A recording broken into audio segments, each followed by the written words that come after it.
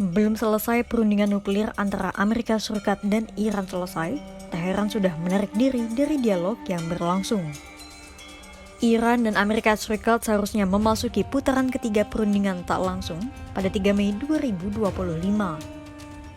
Namun karena sikap Amerika Serikat yang dianggap tak konsisten, Iran memilih untuk mundur. Amerika Serikat yang seharusnya menjaga kondusivitas hubungan di antara keduanya justru menambahkan sanksi baru kepada Iran.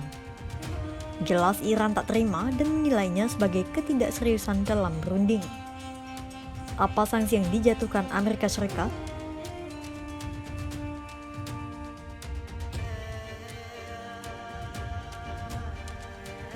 Iran dan Amerika Serikat sudah melakukan 2 putaran perundingan terkait perkembangan laju nuklir Teheran pada tahun 2025.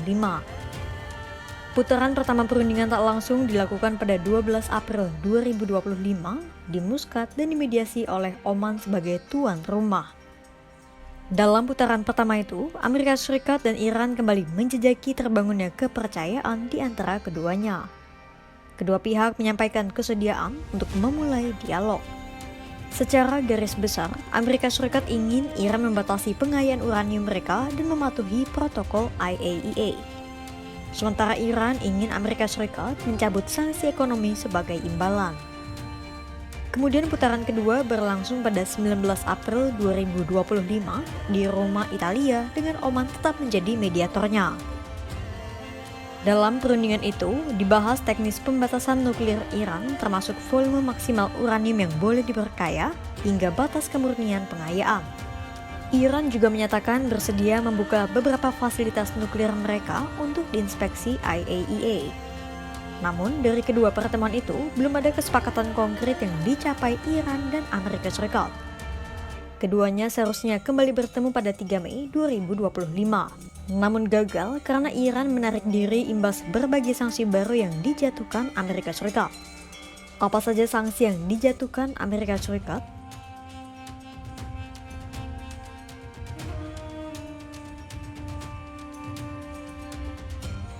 Selama beberapa hari berturut-turut jelang perundingan putaran ketiga, Amerika Serikat menjatuhkan sanksi kepada sejumlah entitas bisnis Iran dan Cina. Sanksi pertama dijatuhkan pada 6 entitas bisnis dan 6 individu asal Iran dan Cina. Entitas bisnis dan individu asal Iran dan Cina itu diduga berperan dalam proses pengadaan bahan propelan rudal balistik Korps Garda Revolusi Iran. Mereka memfasilitasi pengiriman natrium perklorat dan diogel sebake yang digunakan dalam pembuatan rudal balistik. Juru bicara Departemen Luar Negeri Amerika Serikat, Tammy Bruce menyebut, Washington akan melakukan segala cara untuk membatasi program pengembangan rudal balistik Iran. Kemudian sanksi kedua dijatuhkan pada Rabu 30 April 2025. Kini sanksi ditujukan pada 7 entitas bisnis yang terlibat perdagangan minyak bumi dan petrokimia Iran. Sanksi ditujukan kepada 4 penjual dan 1 pembeli petrokimia Iran, sebuah perusahaan manajemen kelautan, dan sebuah perusahaan inspeksi kargo. Amerika Serikat menuduh hasil penjualan petrokimia itu digunakan Iran untuk membiayai proksi-proksinya, termasuk Houthi, kelompok yang tengah beradu tembakan dengan Amerika Serikat di Laut Merah. Adapun sejak awal, Presiden Amerika Serikat Donald Trump telah menekankan Amerika Serikat akan menekan ekspor minyak dan petrokimia Iran hingga titik nol. Tak hanya kepada Iran, namun juga mitra-mitranya termasuk Cina. Pasalnya, Cina diduga telah membeli minyak dari Iran melalui jalur gelap untuk menghindari sanksi. Pasalnya, ketika Iran menerima sanksi ekonomi, negara itu tak bisa menjual minyak kepada siapapun.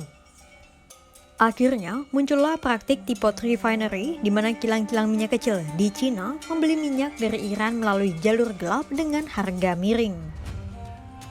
Pada tahun 2023, diperkirakan 90% ekspor minyak Iran dikapalkan ke Cina.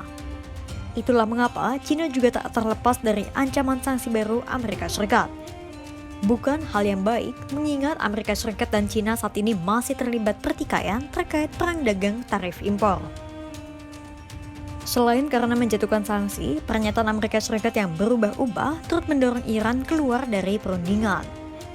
Mulanya, penasihat Keamanan Nasional Amerika Serikat Marco Rubio menyatakan Iran boleh-boleh saja melanjutkan program nuklirnya asal untuk kepentingan sipil, bukan kepentingan militer. Hal itu Rubio sampaikan pada Rabu 23 April 2025. Namun pada Kamis 24 April 2025, Rubio menyebut Iran hanya boleh mengembangkan pembangkit listrik tenaga nuklirnya jika Teheran mengimpor uranium yang telah diperkaya. Alias Iran dilarang memperkaya uranium sendiri. Baik Amerika Serikat maupun Iran seharusnya saling menjaga situasi dan kondusivitas hubungan di tengah upaya perundingan yang tengah terbangun. Iran dan pihak terkait belum mengumumkan kapan perundingan akan kembali dihelat. Adapun mundurnya Iran dari perundingan telah menandai bahwa penyatuan pikiran antara Amerika Serikat dan Teheran masih memiliki jalan yang panjang. Kira-kira bisakah Iran dan Amerika Serikat kembali menjalankan dialog terkait nuklir?